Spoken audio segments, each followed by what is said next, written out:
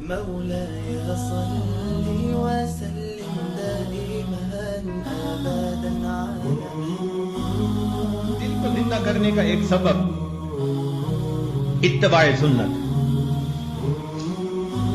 ہر کام نبی علیہ السلام کی سنت کے مطابق کریں. ہر کام، کھانا پینا، چلنا پھرنا، اٹھنا بیٹھنا، رفتار گفتار کردار، ہر چیز نبی علیہ السلام کی سنت کے مطابق. ہمارے سلسلہ علیہ نقشبندیہ میں اس کا بہت اہتمام بتایا جاتا ہے. چھوٹے سے چھوٹا عمل، بڑے سے بڑا عمل، کوئی عمل بھی سنت کے خلاف نہیں ہونا چاہیے. ہر وقت نظر اس چیز کو تلاش کرتی رہے کہ میں نے اس عمل میں کیسے کرنا ہے. اور اس کا بہترین طریقہ یہ بھی ہے کہ مسنون دعائیں یاد کر لیجئے. کتابیں مل جاتی ہیں چھوٹی سی، نبی علیہ السلام کی مسنون دعائیں، پیارے نبی علیہ السلام کی پیاری دعائیں، ان کو یاد کر لیں اور جس موقع پر پڑھنے کی دعا ہو اس پر پڑھتے رہیں. جو لوگ کہتے ہیں نا جی کہ وقوف قلبی نہیں رہتا، وہ دوسرے لفظوں میں بتا رہے ہوتے ہیں جی کہ میں مسنون دعا کی پابندی کوئی نہیں کرتا.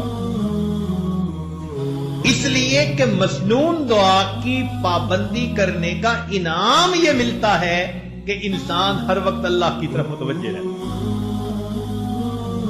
کھانا کھانے کی دعا، کھانے کے بعد کی دعا، سو کر اٹھنے کی دعا، سونے سے پہلے کی دعا، کسی سے ملنے کی دعا، گھر میں داخل ہونے کی، نکلنے کی، ہر موقع کی دعائیں ہیں.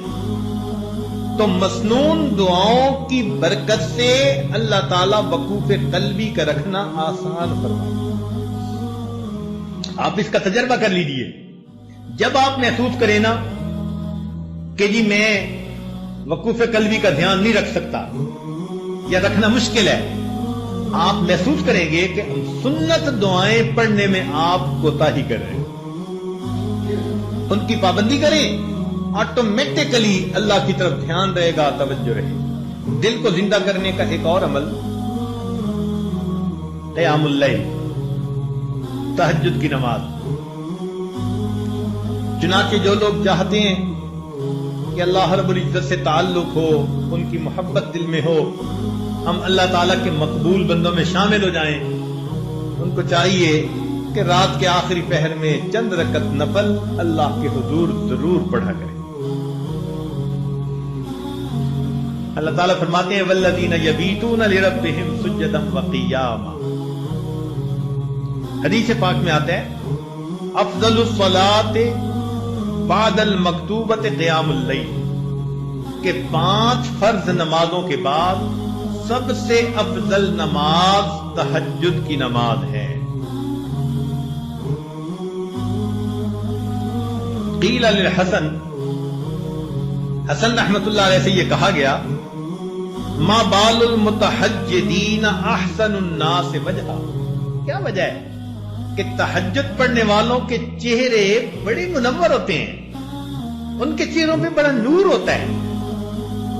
قال، انہوں نے جواب دیا لأنہم خلو بالرحمن وألبسہم نور من نورہ، اس لیے کہ وہ اللہ کے ساتھ تنہائی میں عبادت میں وقت گزارتے ہیں، اللہ اپنے نور کو ان کے چہروں پر پالش کر دیتے ہیں. ایک بزرگ فرمایا کرتے تھے کہ حضرت، ان کے پاس ایک بندہ آیا، اس نے کہا کہ حضرت مجھے رات تہجد کی توفیق نصیب نہیں ہوتی، کوئی عمل بتا دیں. انہوں نے آسان سا جواب دے دیا، فرمانے لگے اے دوست، تو اپنے دن کے اعمال کو سنوار لے، اللہ تعالیٰ تجھے رات کے اعمال کی توفیق عطا فرما دے. ہم دن میں جو نافرمانیاں کرتے ہیں نا، ان کی وجہ سے رات کی عبادت سے محروم کر دیے جاتے ہیں. فقال لا تعصه بالنهار، تو دن میں اللہ کی نافرمانی نہ کر. وَهُوَ يُقِيمَكَ بَيْنَ يَدَيْهِ بِاللَّيْلِ، تو دن میں اس کی نافرمانی نہ کر، وہ تجھے رات میں قیام کی توفیق عطا فرمائے. یروی عن سفیان ثوری،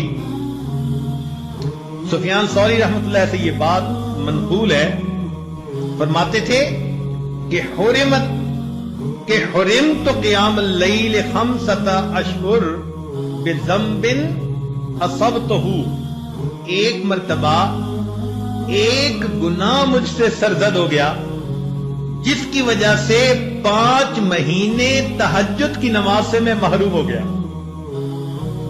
اور پتہ ہے وہ گناہ کون سا تھا؟ فرماتے ہیں گناہ یہ تھا کہ ایک نوجوان دعا مانگتے ہوئے رو رہا تھا اور میں نے اس کی طرف دیکھ کر گمان کیا کہ یہ ریاکاری کر رہا ہے. میں نے اپنے دل میں اتنا سوچا ریاکاری کر رہا ہے. اس بدگمانی کے گناہ کی وجہ سے اللہ نے 5 مہینے تہجد سے مجھے محروم کر دیا. اور ہم کتنی بدگمانیاں کرتے ہیں لوگوں کے بارے میں. ہر کسی سے بدگمان الا ماشاء اللہ. پھر کہتے ہیں جی تہجد نہیں ملتی. اور پھر بعض دوست تو ایسے ہیں جو بڑے مطمئن ہوتے ہیں اور جی ہم سارا دن مدرسے میں قرآن پڑھاتے ہیں، حدیث پڑھاتے ہیں، رات تہجد نہ پڑھی تو کیا ہوا، ثواب تو مل ہی جاتا ہے. تو بھئی صحابہ کرام سارا دن سبزیاں بیچتے تھے جو وہ رات کو تہجد کا اتنا اہتمام کرتے تھے. وہ کیا کرتے تھے؟ وہ بھی تو سارا دن دین کے کام میں لگے رہتے تھے. فرسان بالنہار ہوتے تھے اور پھر اللہ ان کو رہبان باللیل بنا دیا. رات گھوڑے کی پیٹھ پہ ہوتے تھے صبح میں اور رات مسلح کی پیٹھ پر ہوا کرتے تھے. تو یہ تو نفس ہمیں مطمئن کر دیتا ہے نا کہ کوئی بات نہیں اگر تہجد کی توفیق نہیں ملتی. اچھا ایک بات ذرا توجہ سے سنیں کہ ایک تو ہے ہمارا سوچنا ہم تہجد پہ نہیں اٹھتے، اور ایک سوچ کا انداز اور بھی ہے. وہ کیا؟ حدیث پاک میں آتا ہے اللہ تعالیٰ رات کو فرشتوں کی 3 جماعتیں بنا دیتے ہیں. فرشتوں کی کتنی جماعتیں؟ 3 جماعتیں بنا دیتے ہیں. ایک جماعت کو کہتے ہیں کہ دیکھو فلاں فلاں میرے مقبول بندے ہیں،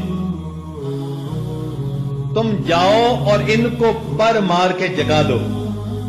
یہ تہجد میں اٹھنے کا وقت ہے، یہ اٹھیں گے مجھ سے مانگیں گے، میں پروردگار ان کی جھولیوں کو بھر دوں گا.